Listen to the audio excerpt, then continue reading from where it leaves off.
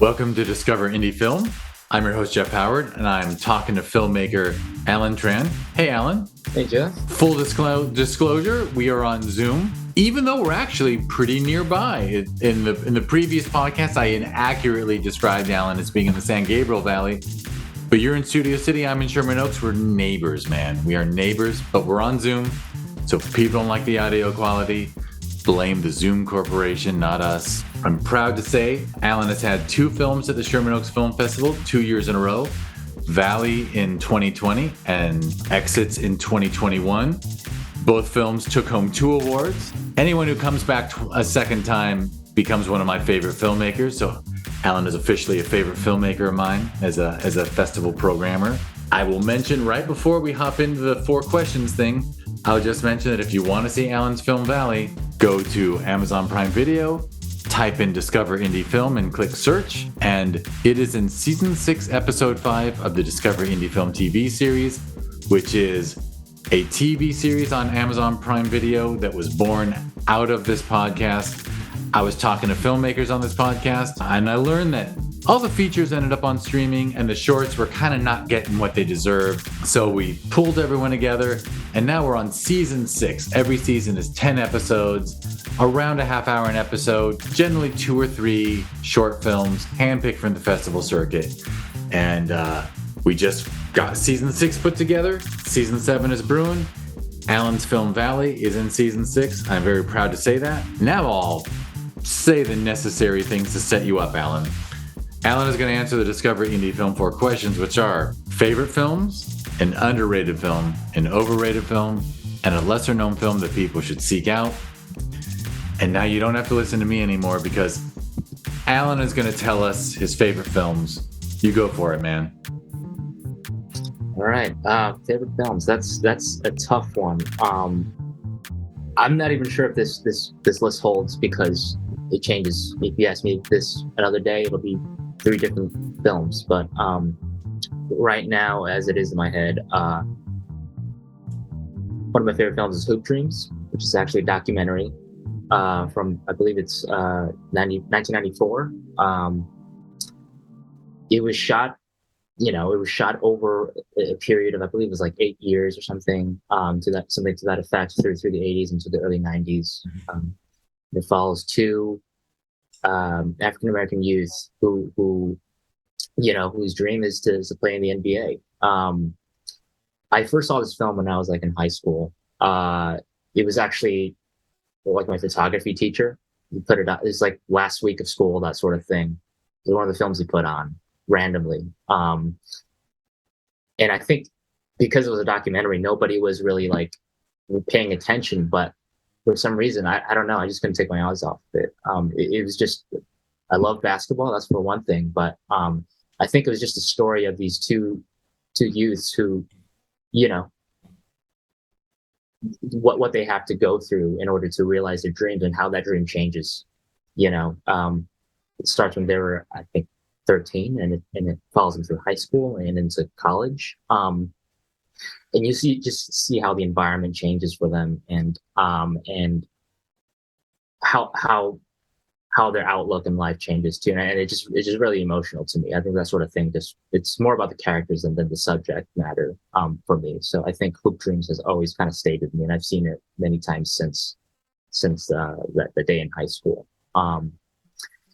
So another film that I count as one of my favorites is Chungking Express by Wong Kar-wai.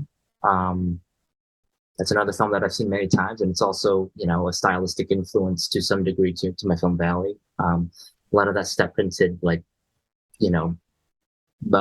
stuff that in the top of the film and toward the end as well. It's just a style that I lifted from Wong Kar-wai. That movie just is so moody and just I don't know. Every time I see it, I take something different away from it. It just has the mood and vibe of its own that is that cannot be replicated. The last one is actually also a film that I would say is an answer for my what was the 4th question? It was like a film that most people don't A know lesser about. known, yeah, lesser Lesser known that known people film, should right? seek out. Yeah. Yeah. So that one, this is the same answer for that one, and it's another documentary. It's called Minding the Gap. That came out, I believe, in 2018. You can find it on Hulu. It's like a Hulu original. Minding the Gap? Minding the Gap. Yeah. Um, it was nominated for like best documentary at the Oscars. It didn't win. I think Free Solo won that year, but Minding the Gap, like it's from a filmmaker named Bing Liu.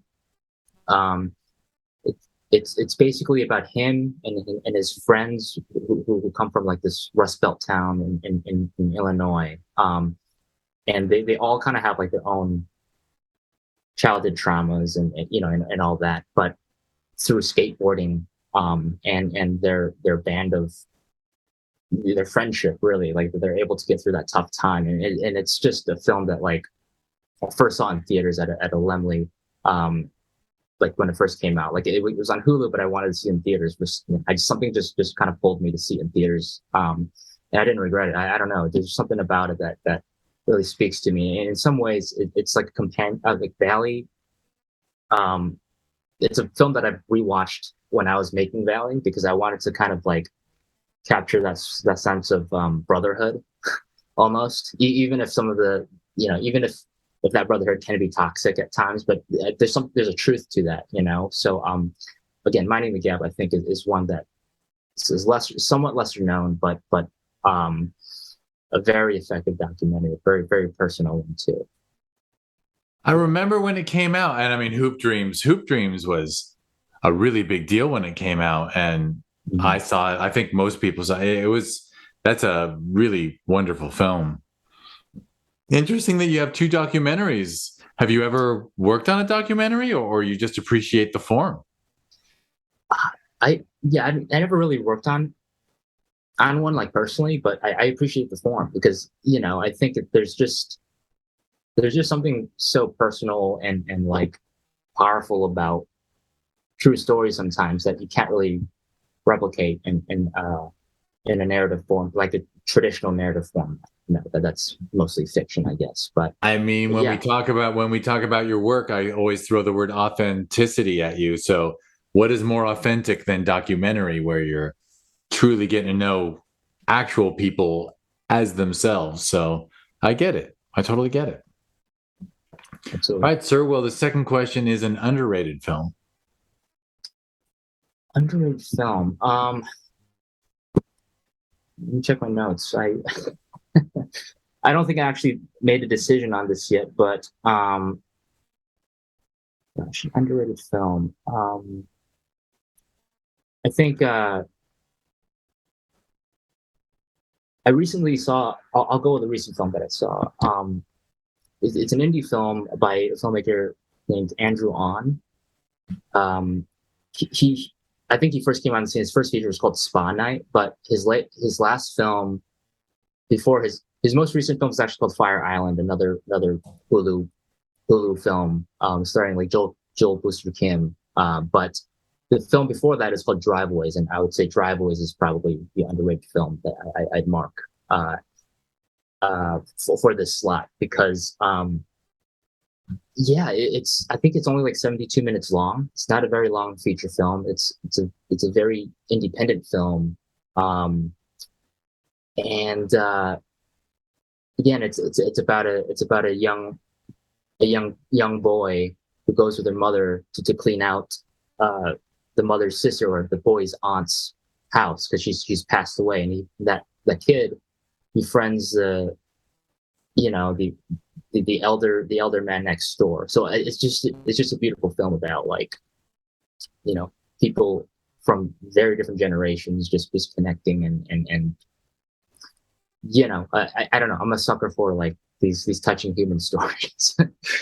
For sure, Again, it's sounds like great. And I'll add, like, Hulu is a really good service. Actually, I appreciate Hulu's curation for sure. I think Hulu's got a lot of good stuff. And I talk to people all the time. I'm like, "Do you have Hulu?" And they're like, "No." And I'm like, "Oh man, I could name a bunch of things you're missing out on."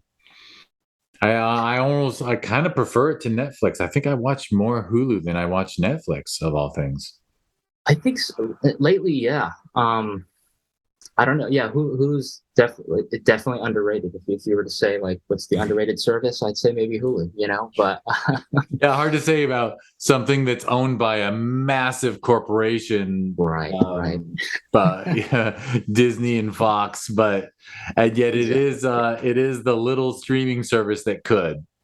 It's kind of funny.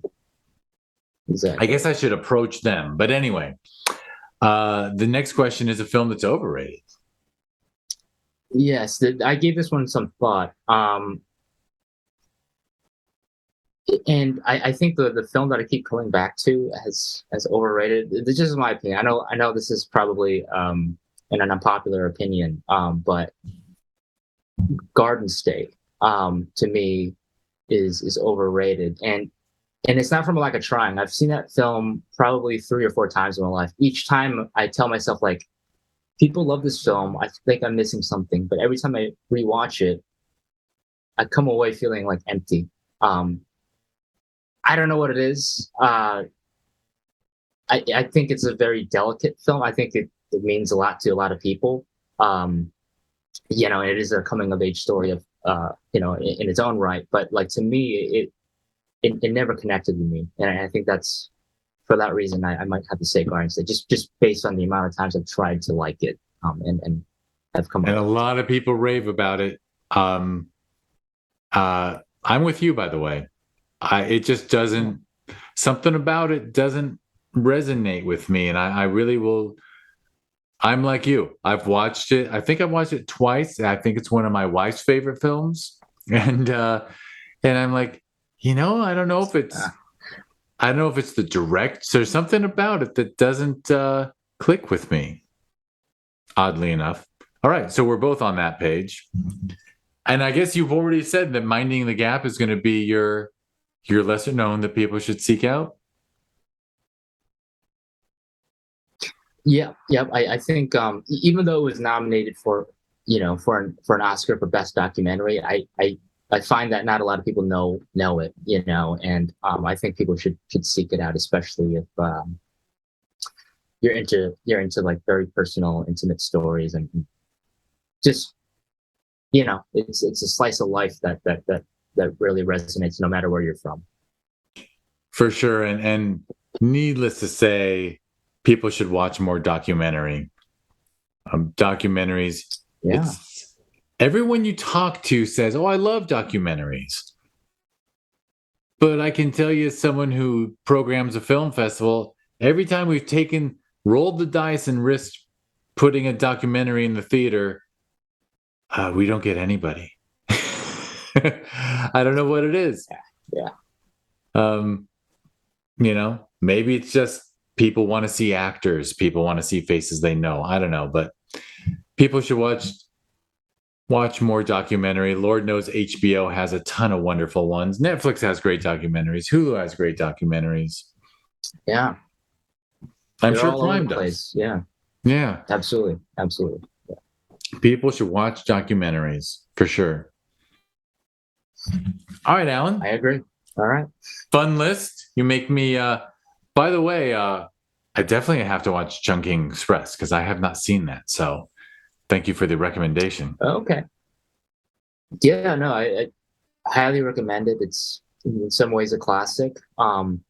It's not a film that like a lot happens in, but you just kind of stick around for the vibe of it, So see what you think. I'm curious to hear how you like it or not like it. Yeah.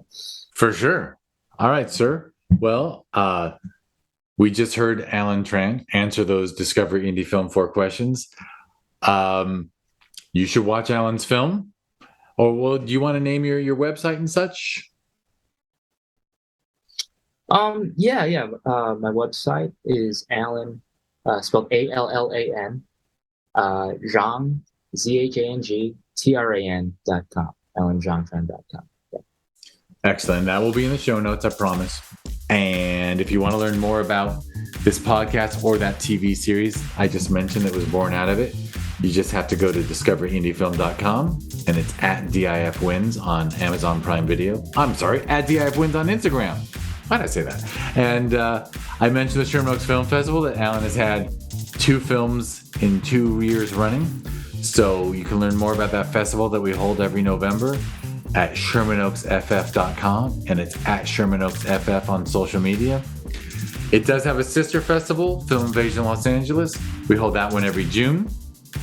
You can learn more at FilmInvasionLA.com, and it's at FilmInvasionLA on social media. And I have said what I need to say. Thank you, Allan. It was a real pleasure. It's a real pleasure, talking to you, being on your podcast. I appreciate all the support. I appreciate it. People should listen to the podcast before this one. This one, Allan answered the 4 questions. The previous one, you learned all about how he grew up and what inspired Allan to get into filmmaking, and he's working in the industry now and continuing to pursue his creative pursuits. You're pursuing pursuits. What can I say? I'm improvising this. All right. Well, thank you, Allan. Thank you, Jeff. And thank you, everyone who's listening.